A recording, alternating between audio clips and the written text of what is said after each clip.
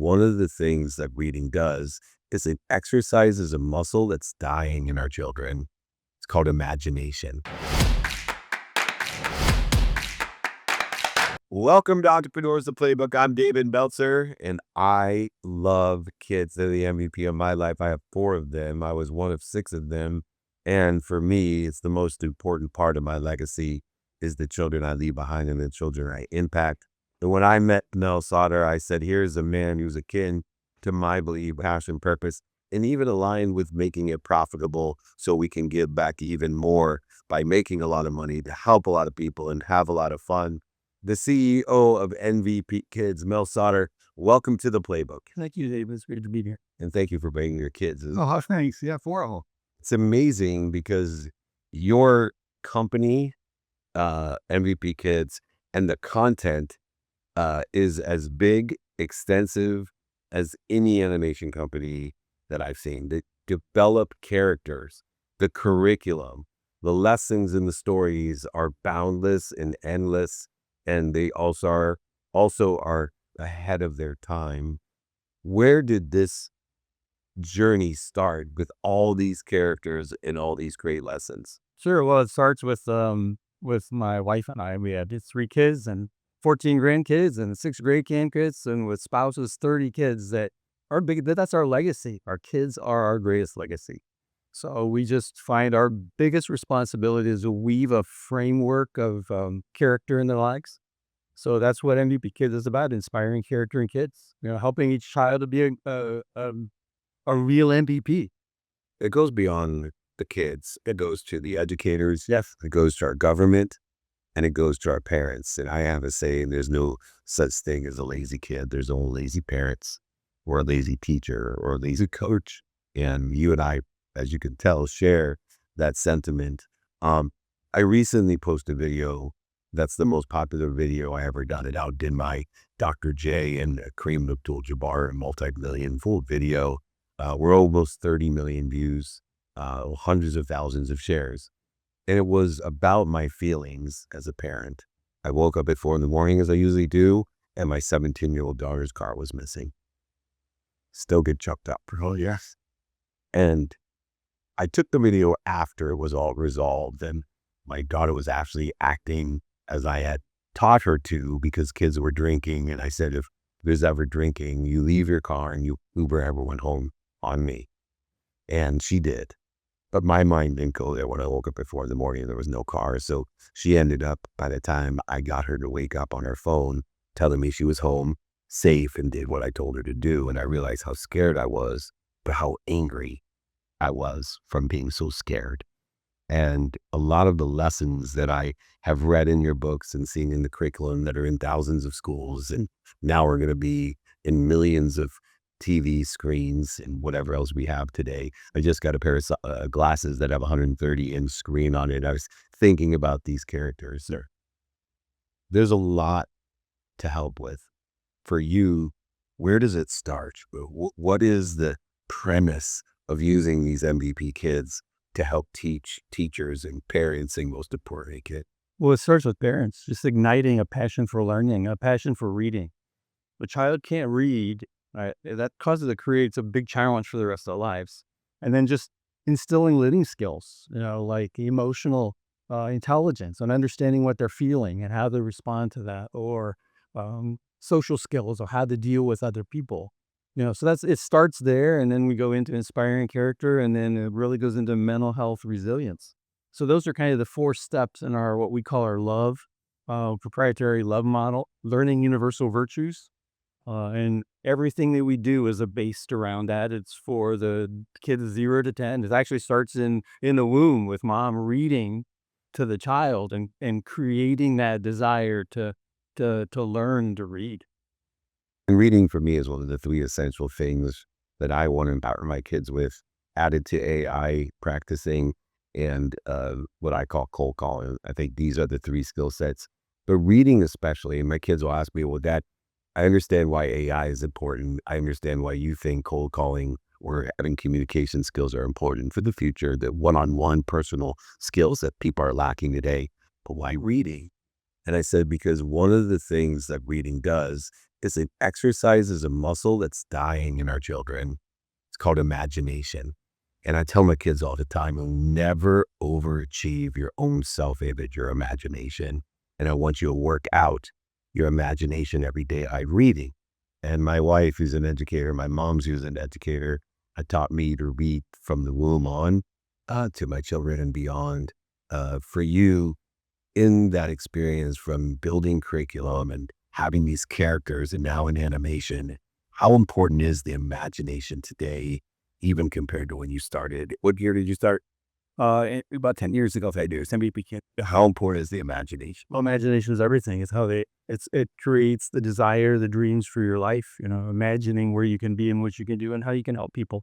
It's imagining how you can be a real MVP in today's society. Imagination is huge, and that passion to read. I love it when one of my grandsons, who's 5 years old, is mispronouncing a word because he read it in a book, but it was too big for him to really understand. It's Grandpa, what's this word mean? Well, let me explain how you pronounce it first, and here's what it means. That's just really inspiring. Well, luckily with AI, you won't even need Grandpa to tell about it. Yeah, it's just really cool. One of the other things that I'm working on as diversity, equity, and inclusion is infiltrated and put into so many different places is I started what's called DAI, diversity, appreciation, and inclusion. And when I was looking for different platforms and content to represent DAI, the appreciation of differences, not the equal people. We are not equal. Everyone should have equal opportunity according to the appreciation of their differences. When I look at our 4 friends that you invited here, these are high ticket items. I got to pay guests to come on every once in a while. These are 4 of the more expensive guests to come onto the Playbook. Obama was a lot, but these 4 stand out there. They just reek of appreciation in the differences. How did you develop these characters and why? You could pick them up and show me. Sure. I mean, we have 16 kids that are kind of the crux of everything we do at MV, because they're the stars of all of our products. They're the stars of our books. They're the stars of our curriculum. They'll be the stars of our television show. And it's just, we want every child to find a genuine, trusted friend. And they do that through seeing, diversity in today's world is about the color of their skin. That's not what a child is looking for. They're looking for someone to identify with. Our 16 kids are 16 different Myers-Briggs personalities. We have an imaginary location called the Pod City, where the first generation immigrants in from everywhere around the world. So we try to have Lucas is Irish, red hair, freckles. He has anger issues. That I'm surprised how many kids identify with Lucas because he has anger issues. We have a child in one of the Head Start classrooms that actually sit with Lucas, the puppet, because our curriculum is in their classroom, sits with the puppet and talks through his anger issues in the morning before he'll go into class. Anya needs cochlear implants. She's from India and she has trouble hearing, but that cochlear implants, it kind of evens it all out. But she hears music through her feet and through the beat. Gabby's first generation from Mexico, and she loves farms and she loves horses and she loves animals. And Keon's actually adopted by the Miller family, which is Lucas's, and they're best friend brothers. So, and Keon, his name is actually Keon LeBron. And when he was growing up, they called him LeBron, but he doesn't like sports. He's just, they call him the gentle giant now as he's grown up, because he wants to be known by his intellect and by his sensitivity for kids, because being adopted, he just loves to help his foster family bring kids into the family and just helps them get acclimated to having a real family. And as you have built this content and curriculum, how much of it was via research and how much via situational knowledge and experience? It was a lot of research. We had a group of people that really helped me develop them. The idea of really the extensive diversity is, I had a friend from Korea that was first generation from Korea.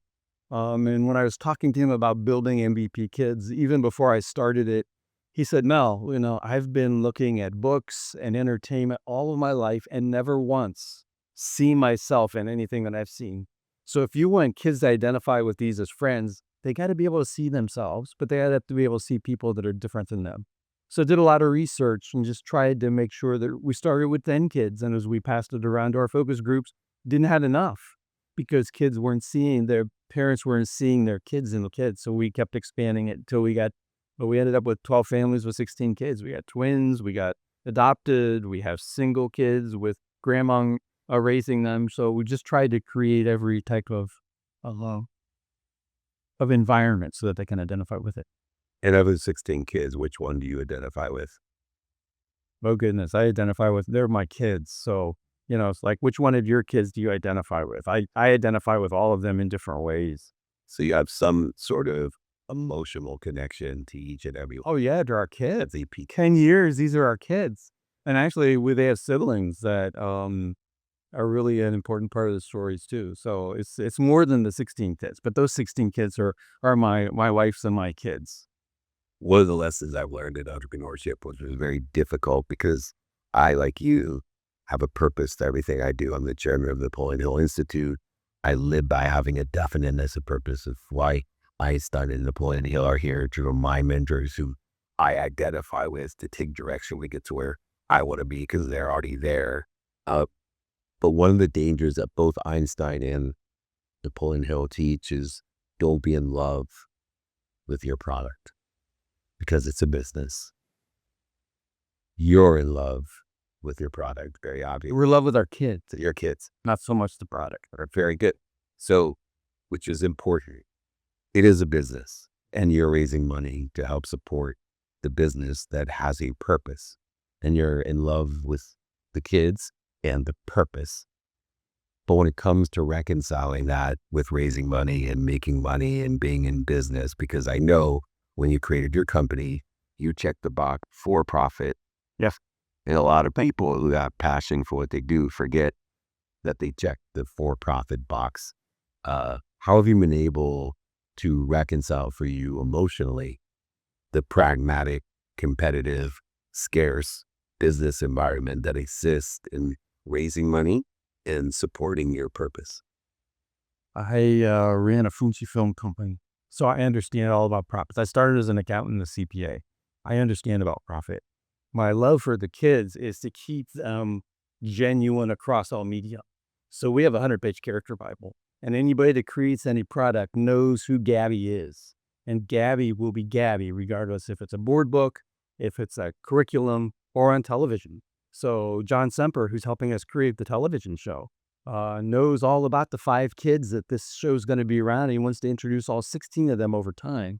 But there's a star who is Blake, and then there's 4 other kids who are very much a part of the show every day. And he knows them and he represents that. He identifies with Blake because Blake is an innovator. He's a creator. He loves to build stuff. And John Semper is a legend of the game, and to have him involved speaks volumes of credibility. Where can people go if they want to invest in this purposeful, profitable venture? Sure. So we have a landing page that we haven't announced the way to raise capital yet, but it's mvpkids.com/investors. And we have a landing page that tells you a little bit about it and a place to put in your email address. So that as we have news and we're able to announce the way to invest, we'll be glad to, we'd love to just keep you up to date on it. We'll have some exciting news here in the next few weeks. In the next few weeks, we will find out where and how the lessons and stories of these 16 extraordinary kids and their parents and grandparents here with us today are helping to support our future. By teaching the lessons and the stories and gaining the awareness with the children, the people who most need to protect, to promote, and perfect our future, it is characters like these and entrepreneurs like our friend Mel Sauder. He is the founder of MVP Kids. Everyone, if we want to create the great legacy that this country has provided for us, it will, I promise you, start with our children. And I promise you as well, our bench is deep thanks to great coaches like Mel Sauder. Mel, thanks for taking the time to be with me. Support MVP Kids. Check them out, Google it, look them up. And we are blessed to have you and your children with us. Thank Thank you for having us, David. Tell them to love. Tell them thank you. There you go. You're welcome. This is David Meltzer with Entrepreneurs, the Playbook.